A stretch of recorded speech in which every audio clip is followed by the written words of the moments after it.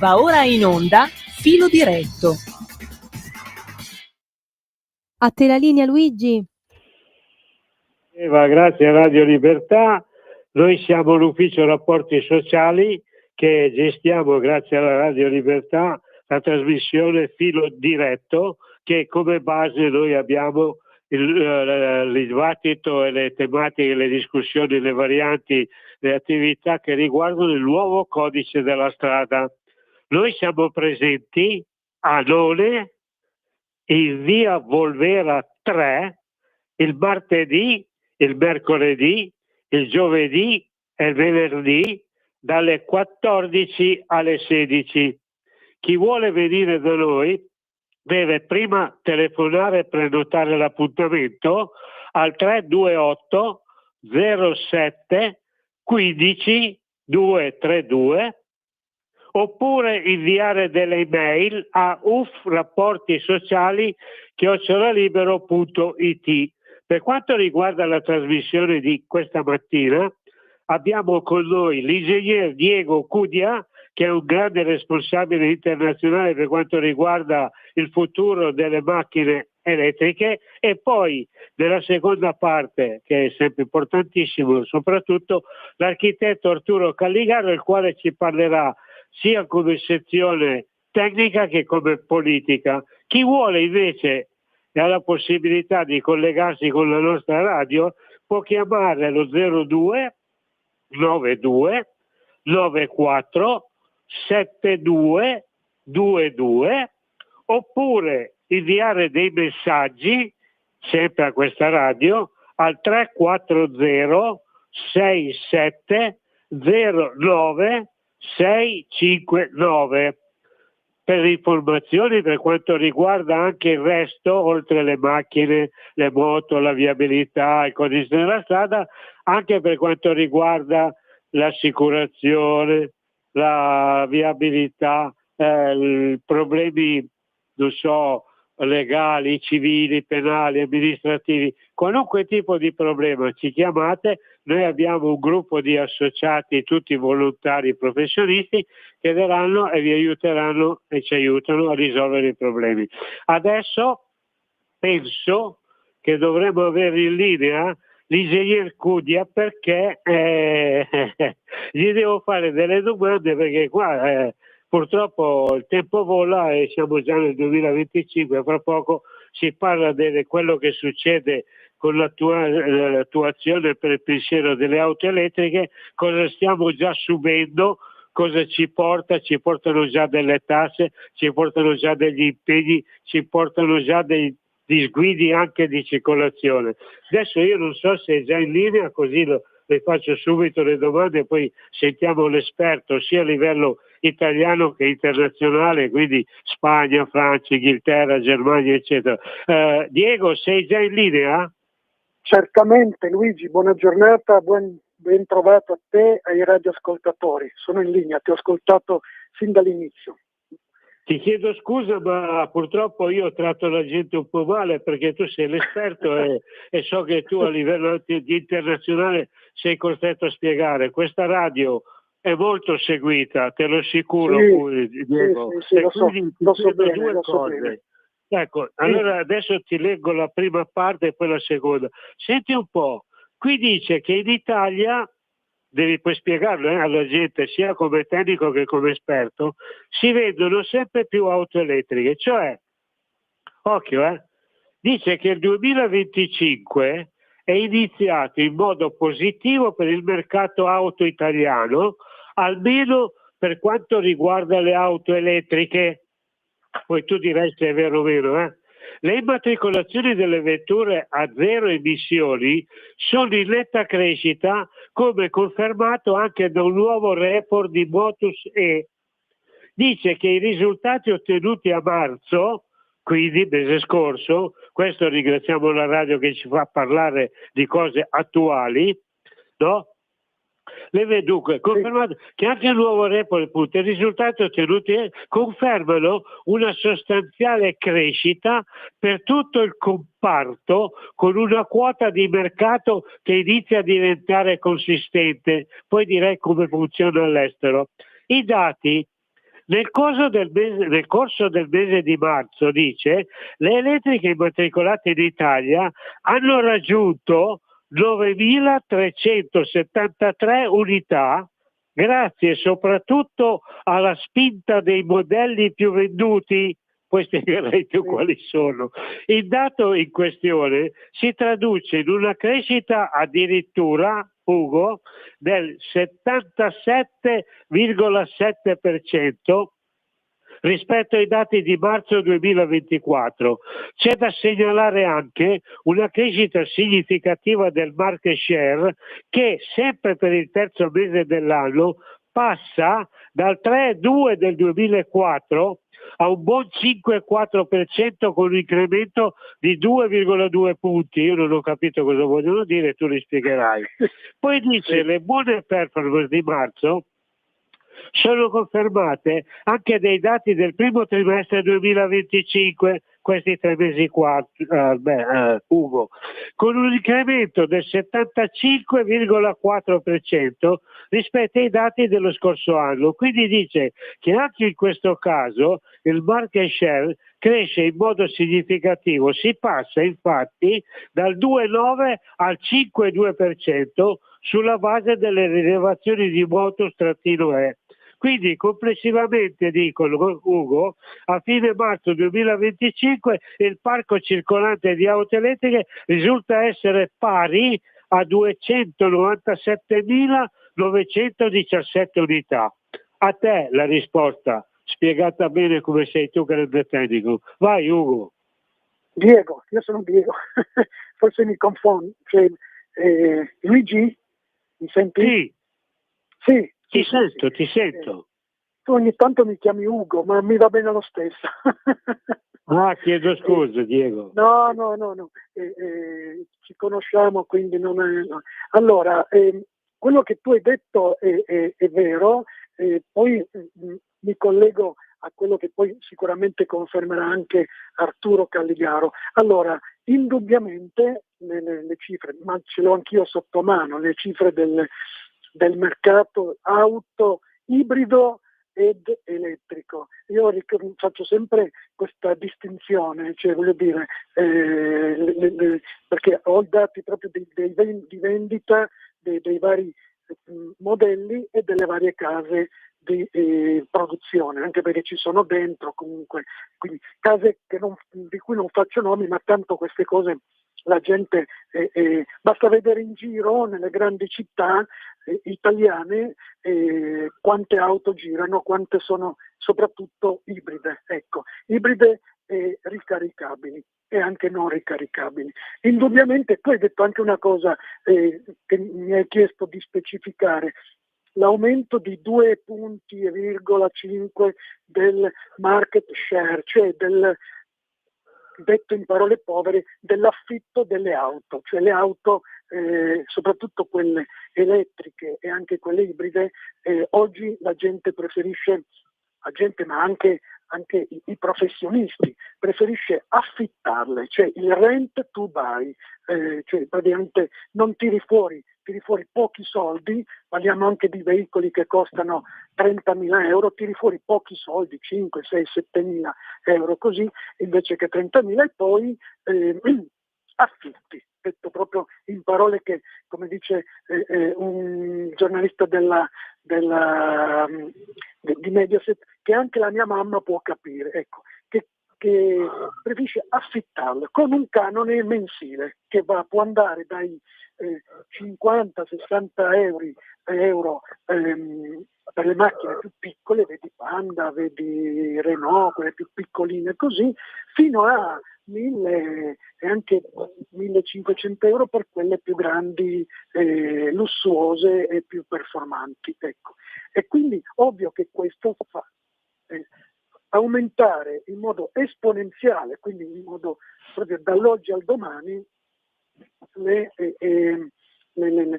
diciamo così, i contratti di vendita, che comunque rimangono sempre contratti di vendita, anche se sono poi sviluppati con la formula rent, cioè di affitto. Ecco.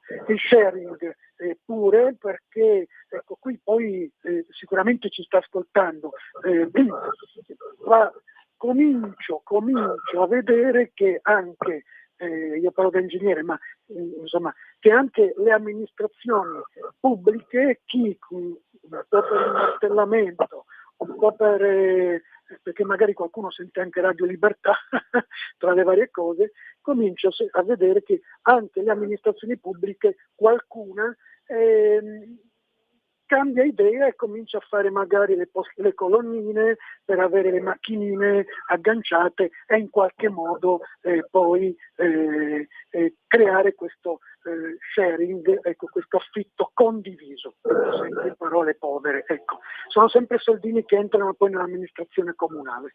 Di qui però, come abbiamo detto altre volte, a far sì che il mercato delle auto elettriche, solo elettriche pure, soppianterà quella benzina e quella diesel, ce ne passa ancora. Siamo ancora a numeri piccoli, anche se, voglio dire, detti così, 300.000, 400.000, così, in Spagna si parla già di milioni, in Inghilterra arriviamo già a parlare di milioni di auto comperate, in Germania pure, perché il colosso Volkswagen comunque nel suo insieme parliamo già di milioni di contratti. Poi, però comunque di qui a soppiantare tutto il mercato e fare in modo che l'elettrico prenda il posto, detto sempre in parole poveri, del benzina, del gasolio, ce ne passa ancora tanto. Ecco. Interrompimi se devi dirmi qualcosa, Luigi, tanto lo so che hai sempre delle buone curiosità. No, ma perché per esempio tu che sei dentro lì, con questo studio di arrivare alle macchine tutte elettriche nel 2035, John Elkann, che sai chi è, sì, è preoccupato, sì, certo, per il futuro dell'auto occidentale, dice, a causa dei dazi, perché portano anche i dazi. Cioè lui dice, certo, che tira aria greve nel mondo delle quattro ruote, e John Elkann non usa delle parole per descriverle.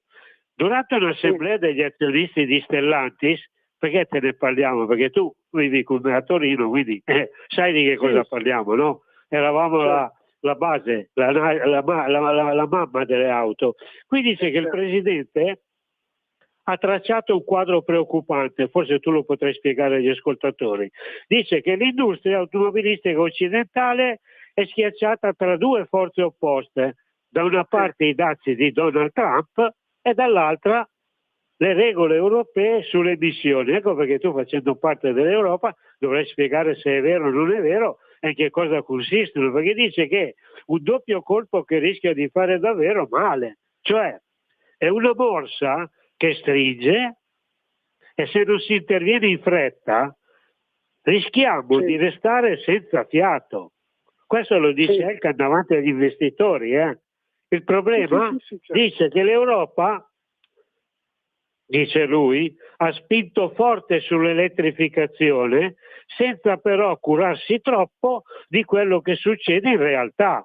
Tu la devi spiegare qual è la realtà e se è vero quello che dicono, come dobbiamo, perché in radio vogliono sapere le cose giuste e io approfitto di gente come te, come gli altri, gli esperti, che parlano e dicono le cose come stanno. Quindi dice che mica va meglio dall'altra parte dell'Atlantico, perché dice che Trump ha riacceso i motori del protezionismo con tariffe salate sia sulle auto straniere, quindi le nostre, sia su componenti chiave come alluminio e acciaio. In più, la concorrenza cinese è sempre più forte e senza regole comuni, fa notare Elkann. Quindi è lui che ha venduto lì. Vabbè. L'industria europea e americana rischia il colpo del KO. Quindi dice che sarebbe una tragedia perché parliamo di un settore che dà lavoro, innova e tiene vive intere comunità, ma non tutto è perduto, aggiunge subito dopo. Secondo lui, se l'Europa e gli Stati Uniti si svegliano, e tu fai parte dell'Europa, quindi in tempo e mettono in campo misure serie e coordinate, c'è ancora spazio per raddrizzare la rotta. Cosa vuol dire tutto quello che ha detto Elkann? Tu lo sai spiegare, Diego? Sì. Ricordiamo anche, per chi non lo sapesse, che comunque Stellantis sta cercando di aprire, anzi ha già aperto i suoi stabilimenti per la produzione della 500 solamente elettrica in Serbia, e questo serve anche un po' per aggirare un pochino, perché in Italia sappiamo bene, tu l'hai detto tante volte, anche Arturo l'ha anche detto così, che gli stabilimenti, cioè fare la produzione costa troppo, allora si preferisce spostare a migliaia di chilometri dall'Italia, spostando migliaia di maestranze, io non li chiamo mai operai, maestranze, che molte sono già andate a produrre in Serbia, la nuova 500, proprio perché anche per contrastare, cioè anche per avere una produzione, diciamo così, italiana, ecco, anche se fatta in Serbia, ma insomma queste sono piccole dinamiche, grandi dinamiche proprio industriali. Sul fatto dei grandi numeri, effettivamente bisogna tener conto che allora, gli Stati Uniti vogliono proteggere il loro prodotto locale, quindi tutti i grandi motori, che in Italia si vendono poche alle auto americane, a parte Tesla che è totalmente elettrica, ma lì se si sono, come dire, in qualche modo all'inizio sappiamo tutti che il presidente Trump ha messo proprio, ha un pochino frenato anche Tesla, e quindi chi aveva l'auto di questa marca qui l'ha venduta oppure non la usa, ecco, oppure ne prende un'altra. Ecco.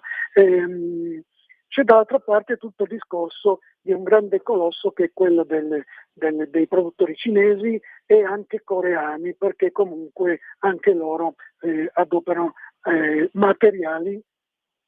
metalli preziosi che nel resto del mondo non ci sono, dobbiamo proprio dirlo.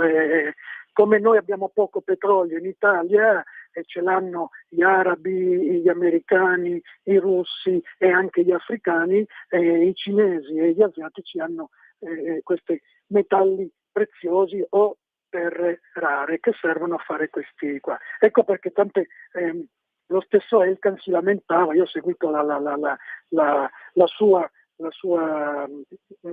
conferenza stampa, più che lamentarsi faceva il punto sul fatto che le vendite sono ferme perché non arrivando le componenti, sai che con la globalizzazione se io faccio le macchine, tu sei il mio fornitore di gomme, se non mi dai le gomme le mie macchine non si vendono e rimaniamo in qualche modo in stallo, e quindi queste sono poi come dire, quello che succede tra i grandi industriali, ecco.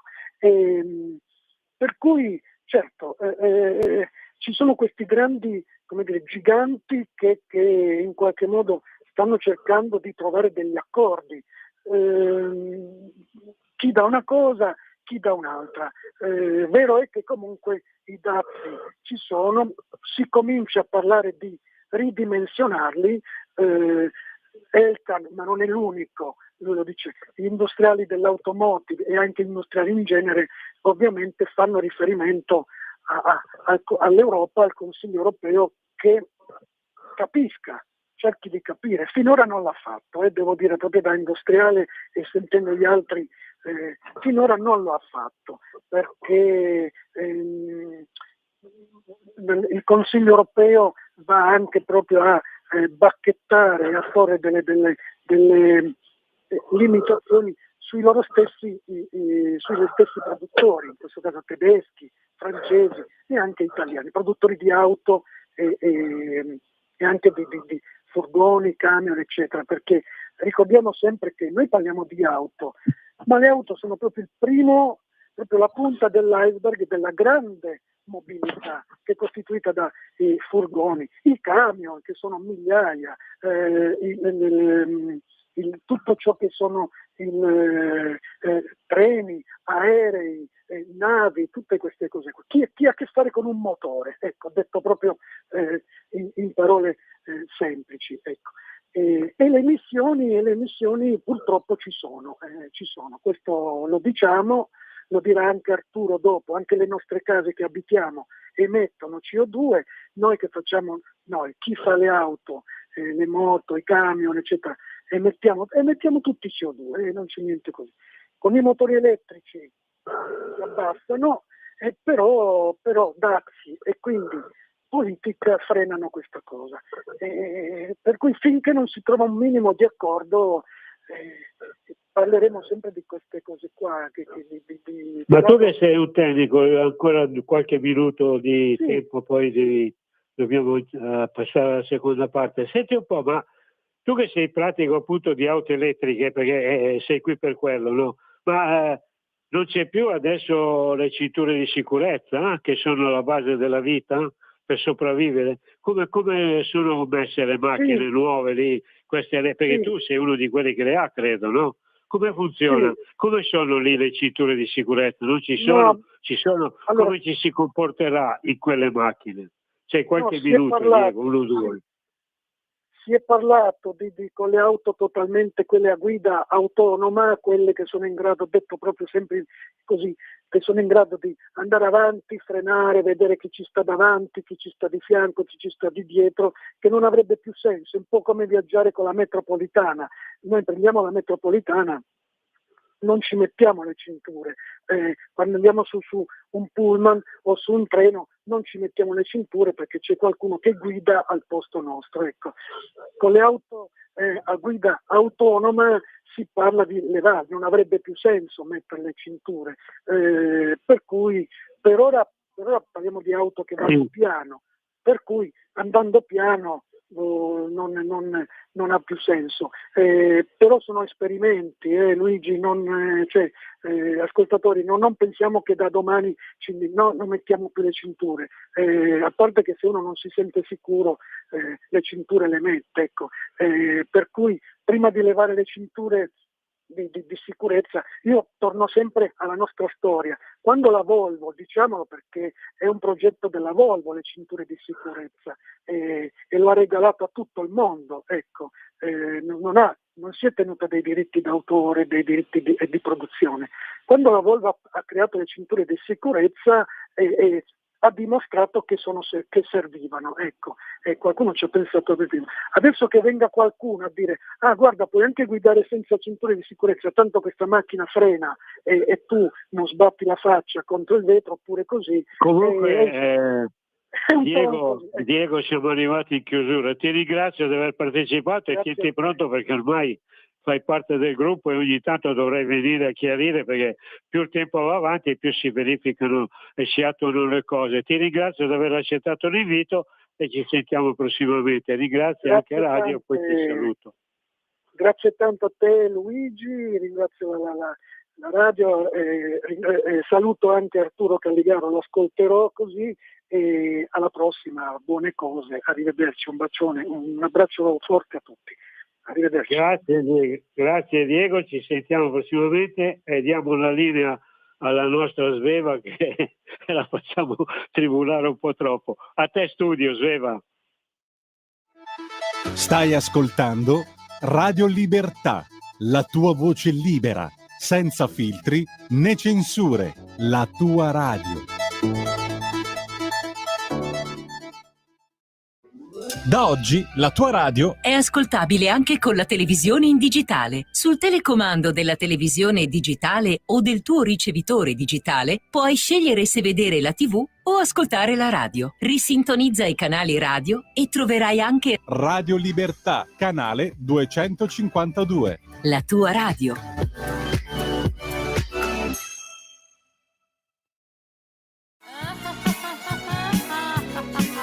Pesca dalla rete, le interviste di Luisella Pescatori, detta La Pesca, con le freelance di Rete al Femminile, le voci fiere di una nuova prospettiva, ovvero segreti e consigli del lavoro autonomo declinato al femminile. Ogni mercoledì alle 15:30 su Radio Libertà, la tua radio.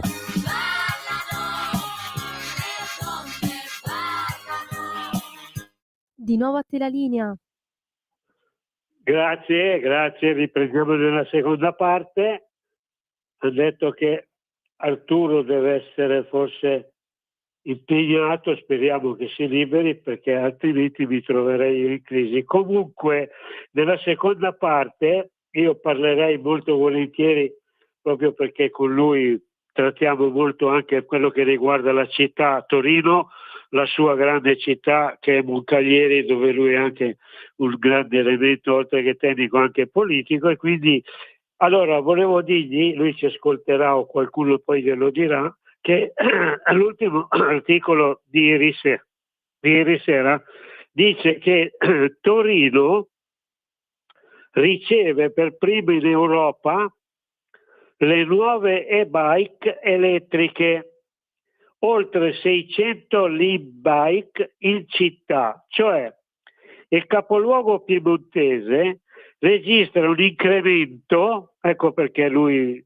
dovrà poi spiegarci, del più 700% dei viaggi in bicicletta Lime nell'ultimo anno. Quindi cercate di capire cosa vorrebbe dire come traffico e movimento nella città.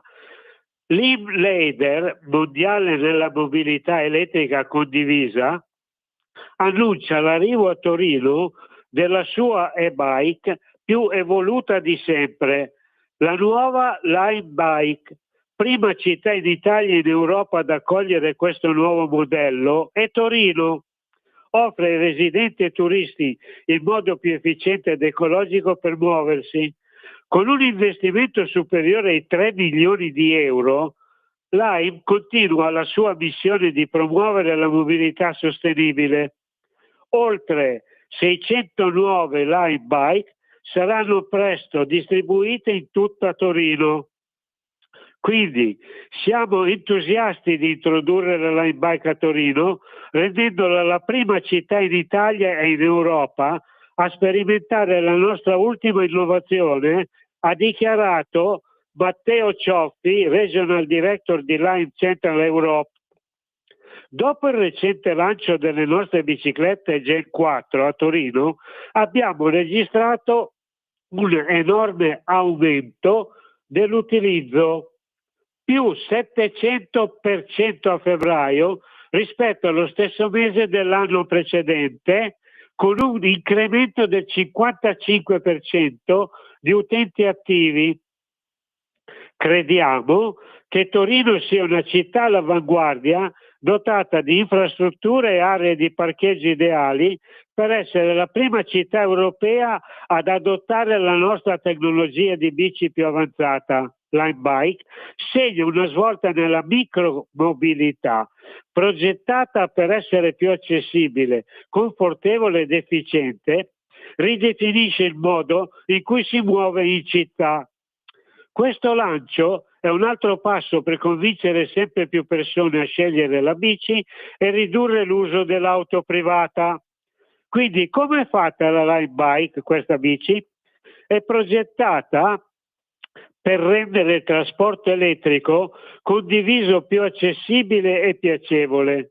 La Lime Bike è costruita con il massimo focus su comfort, sicurezza e sostenibilità.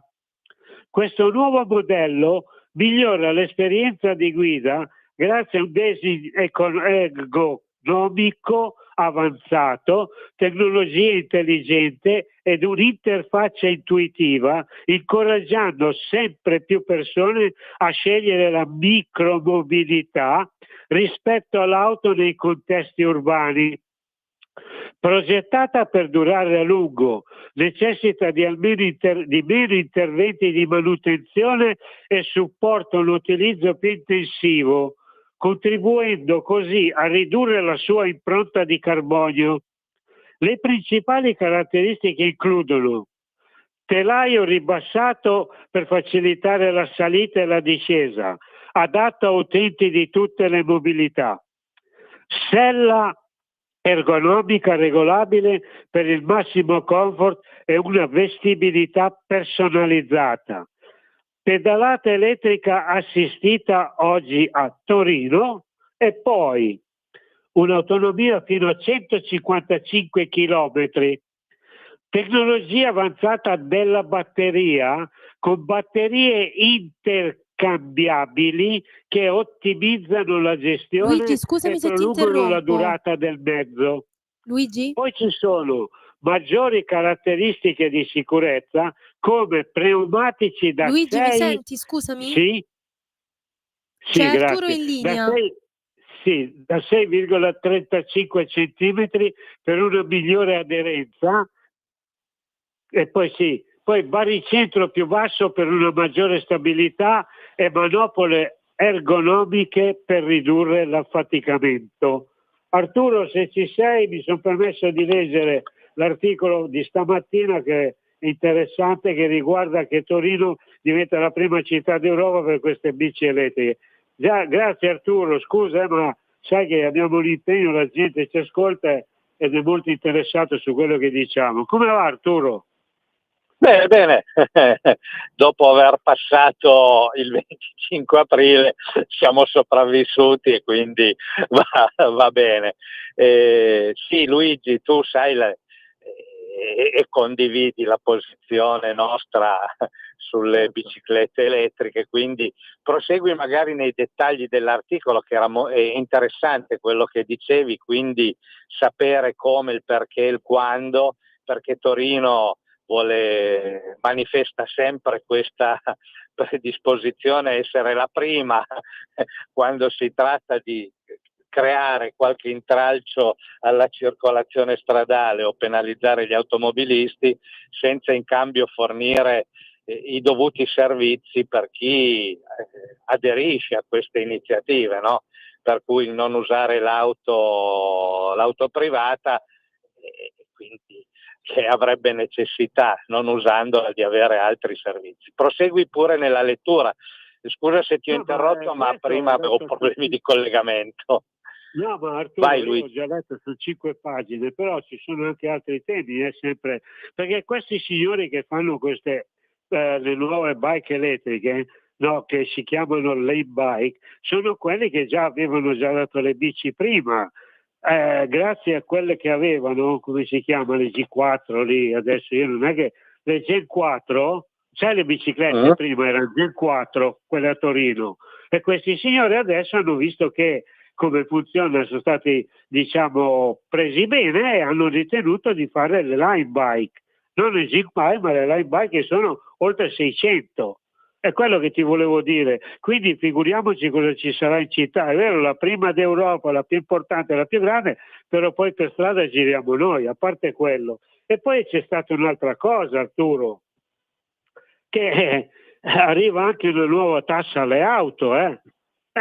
Tu sei tecnico ma anche politico. Devi anche, se ci fa girare le palle, dobbiamo anche dire che non va bene, perché noi siamo al di sopra della situazione. Grazie a questa radio diciamo quello che succede, poi se dobbiamo dare un giudizio personale, ok, noi siamo di una certa classe, è 30 anni quasi che ci conosciamo, caro Arturo, e quindi la pensiamo, viviamo e agiamo, però dobbiamo prendere atto anche di quello che ci dicono gli ascoltatori, quelli che vengono in ufficio e gli altri cittadini.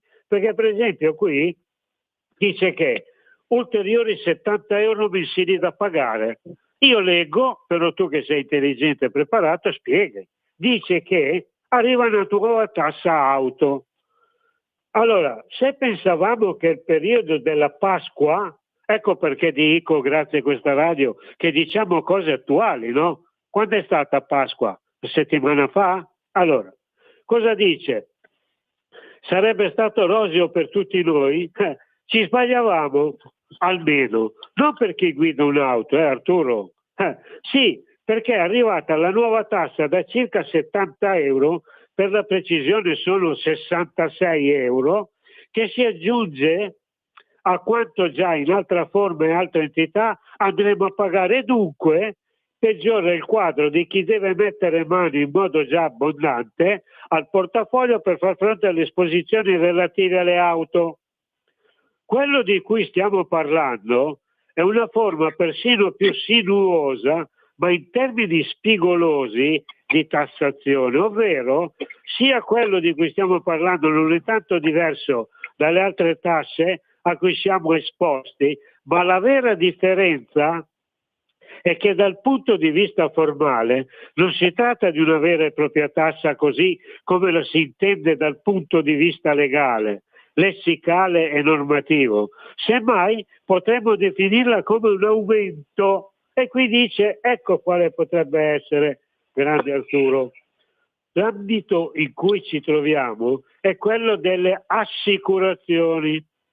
Come stimato da Codacons, nel giro di 2 anni, fino alla conclusione del 2024, vi è stato un aumento medio di 66 euro a polizza, ovvero sia, ognuno di noi dovrà pagare o sta già pagando una polizza di assicurazione più cara rispetto al passato, dal momento che ci sono, Arturo, 33 milioni di auto assicurate nel nostro paese. Siamo di fronte a un rincaro complessivo davvero mostruoso, ovvero sia 2,2 miliardi di euro, tutti a carico dei cittadini automobilisti proprietari di un veicolo.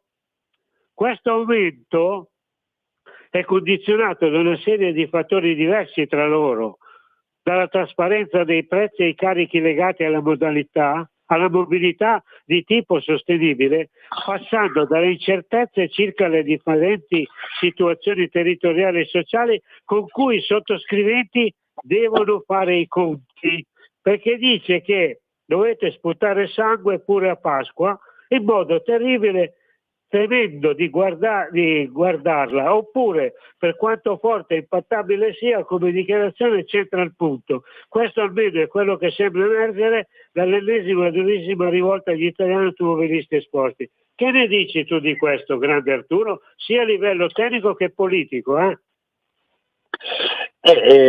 Purtroppo abbiamo una classe politica e abbiamo soprattutto una classe formata dai burocrati di Stato che supina alcuni interessi. Le compagnie assicurative sono una grossa lobby, quindi sono come la lobby delle autostrade, come altre la lobby dei petrolieri, e non c'è una classe politica che in qualche modo possa dare indicazioni contrarie a quello che alle richieste fatte dalle compagnie. Quindi, non so, imporre più trasparenza, più informazione per il fatto di giustificare questi aumenti. Sappiamo benissimo che il costo della vita è aumentato, quindi anche le assicurazioni hanno più spese, sono aumentati i pezzi di ricambio, è aumentato il costo del personale e quindi anche le compagnie assicuratrici in qualche modo rivendicano una compensazione a questi aumenti. Però oltre alla compensazione degli aumenti ci mettono una parte di guadagno, quindi oltre questo ci mettono del proprio e purtroppo non c'è nessuno in grado di poter contestare questi aumenti, perché non c'è l'informazione alla classe politica fatta dai funzionari per dire: guarda, questi in qualche modo aumentano i prezzi in maniera non giustificata o in maniera esponenziale per far crescere appunto il costo della vita e pertanto gli utenti si trovano con questi aumenti.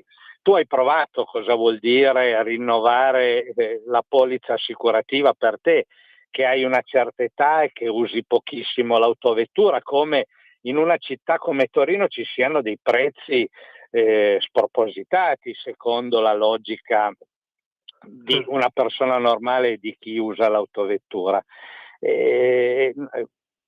Una volta vi era la possibilità di avere delle formule oltre il bonus malus, altre formule che consentivano a chi usa poco l'autovettura di non avere un premio elevato.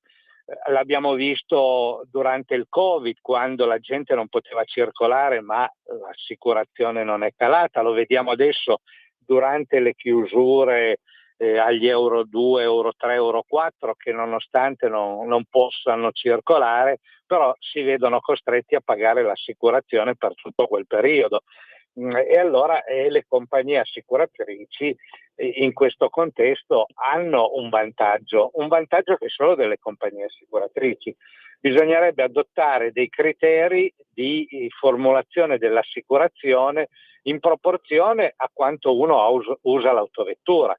Pertanto con la tecnologia abbiamo le autovetture, le nuove autovetture, quelle di nuova immatricolazione, anche quelle non più recenti, che sono collegate costantemente con un GPS a una rete. Alcune assicurazioni mettono la scatola nera proprio per fare in modo di abbassare il costo dei premi. Bisognerebbe modificare la normativa in questo contesto per far sì che ci sia veramente una libera concorrenza, anche perché se tu imponi un'azione per legge dovresti garantire, e lo Stato dovrebbe garantire, un'uniformità dei costi e dei prezzi dei premi assicurativi. In alcuni casi, e giustamente dicevi tu, una critica profonda che noi facciamo, lo Stato abdica questo ruolo di controllo per dei prezzi che dovrebbero essere in qualche modo controllati, visto che è un obbligo. Uno non può usare un'autovettura se non ha l'assicurazione, quindi tu mi imponi per legge un'azione e devi controllare che questa azione sia equa, sia giustificata e sia sopportabile dai cittadini. Arriviamo all'assurdo che il premio assicurativo a volte vale più del valore dell'automezzo assicurato, mi riferisco a moto, motorini o quant'altro, in alcune realtà italiane dove le assicurazioni raggiungono prezzi elevatissimi. O dobbiamo fare come fanno in alcune zone d'Italia, tipo mi è capitato di essere a Napoli, dove stranamente si vedono molte moto e molte autovetture che hanno la targa polacca, no? E uno si chiede, ma quanti polacchi vengono a visitare la città di Napoli? Poi invece chi li usa sono i residenti del luogo. Allora uno si chiede, ma come mai in questo contesto circolano tante auto con una targa dei paesi dell'est? Perché non è solo Polonia, ma ci sono altre targhe bulgare o quant'altro. Allora se uno approfondisce l'argomento capisci che questo è un modo per aggirare gli incrementi e gli aumenti di costo delle compagnie assicuratrici.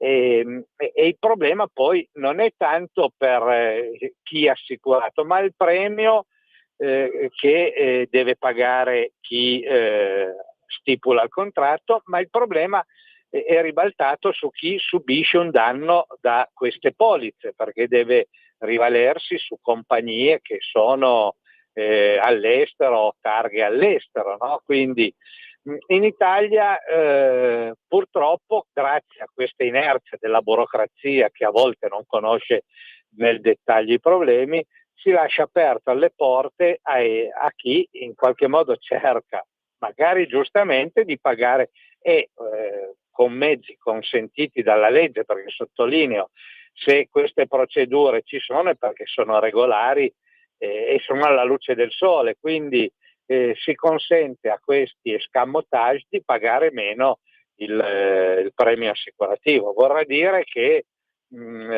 informeremo i cittadini della nostra zona di Torino che immatricolare magari un'auto all'estero è uno scudo contro gli aumenti delle compagnie assicuratrici. Questo perché? Perché essendo una città, mi riferisco a Napoli, alla provincia di Napoli, ad alta densità di incidenti, le compagnie assicuratrici in quelle zone applicano dei premi molto elevati e per cui conviene avere la macchina con la targa estera per poter appunto avere un premio più basso. Questo è quanto. Noi in qualche modo stimoleremo chi può prendere queste decisioni, e mi riferisco agli enti tipo regione o governo, affinché in questo settore applichino più trasparenza e una tutela superiore ai cittadini onesti e non cercare di garantire gli utili delle compagnie assicuratrici, come viene adesso. Sì, ma Questo c'è è anche un altro tema, Arturo, visto che si parla di soldi, no? Perché sai, da noi il problema è proprio i soldi, no? Del costo dell'assicurazione, delle gomme, per esempio, questa notizia, questa qui che leggo adesso, Arturo, è di ieri sera, aggiornata al 25 aprile, non era ieri il 25 aprile, se non vado errato, Vabbè che 87 San Marco, sì, ieri San Marco. Quindi dice che il prezzo attuale dei carburanti in Piemonte, aggiornato al 25 aprile 2025, mostra un quadro variegato per benzina, gasolio, GPL e metano. Dice che la benzina si attesta a 1,696 euro al litro, mentre il gasolio è a 1,594. Per chi utilizza GPL il prezzo è di 0,716 euro, mentre il metano si trova a 1,497 euro. Questi valori riflettono le dinamiche di mercato e le componenti fiscali che influenzano il costo finale per i consumatori. Arturo, di ieri sera, l'ho fatto stamattina non avendo dormito, l'ho stampato, e dice che la benzina self 1,696, il gasolio 1,594, GPL 0,716, metano 1,497, perché dice come si compone il costo dei carburanti. Tu come tecnico poi lo spieghi meglio. Dice che il prezzo della benzina è composto da diverse componenti, di cui la più significativa è quella fiscale, che rappresenta circa, ecco è qui il punto dove dobbiamo lottare, Arturo, 58% del costo. Quindi se io pago €1 una cosa, 50 sono di tasse, e mi sembra esagerato, almeno quello che capisco io, poi tu lo spieghi.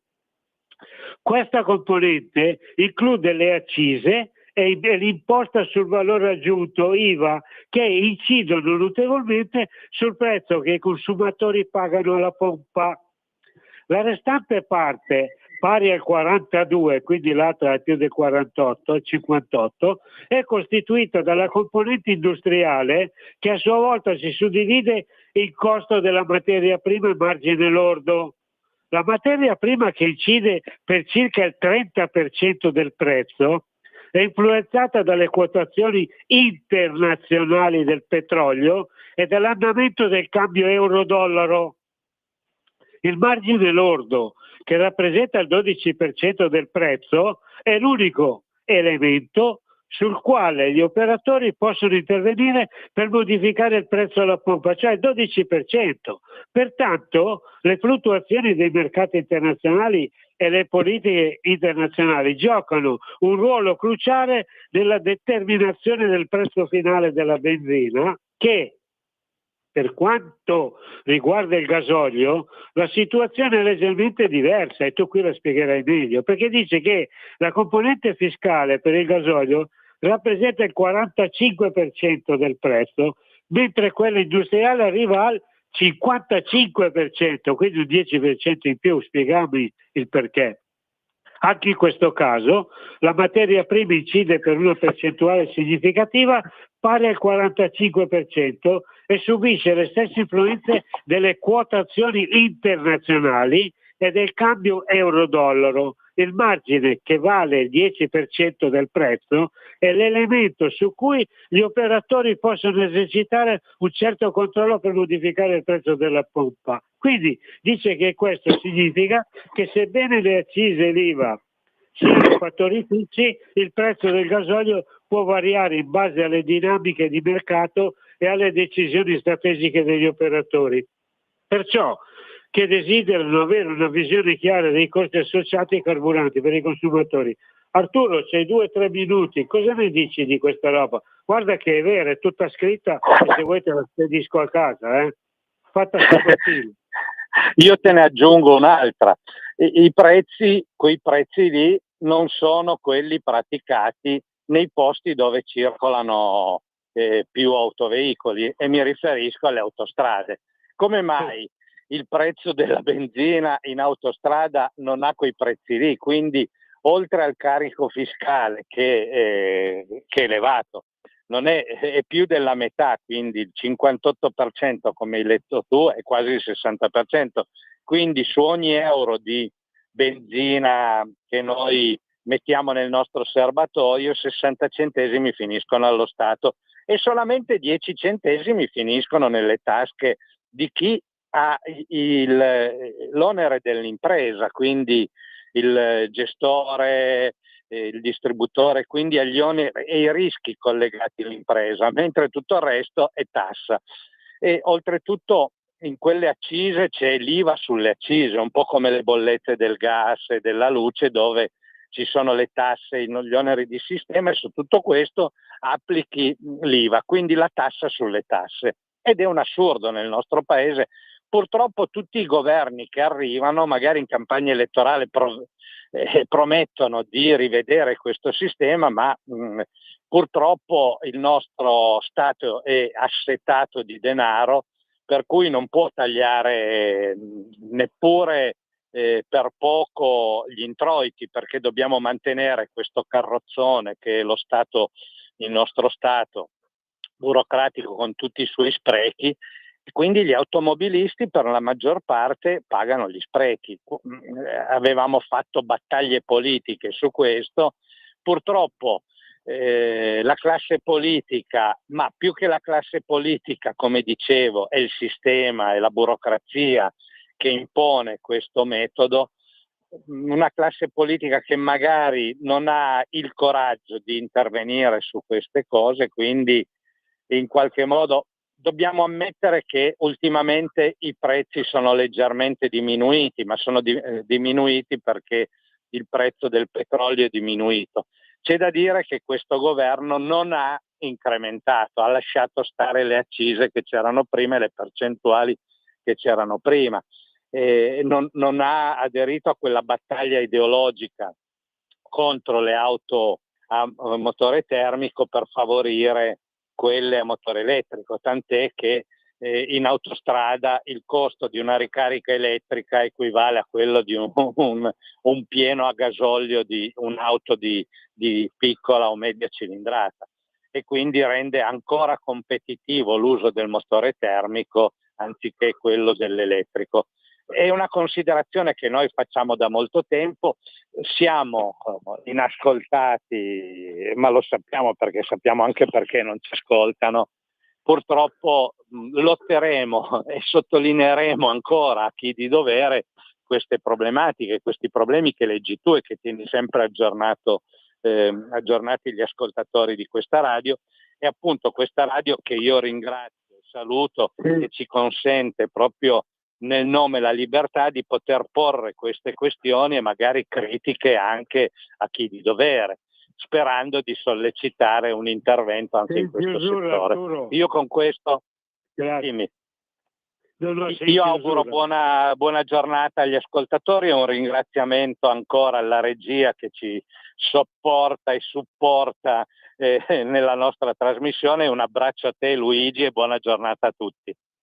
Grazie Arturo, e soprattutto la nostra Sveva che poverina deve per forza adattarsi. Comunque Sveva, io ringrazio anch'io te, la Radio Libertà, che consente alla nostra associazione Ufficio Rapporti Sociali, trattando la discussione per quanto riguarda la trasmissione in filo diretto sul nuovo codice della strada.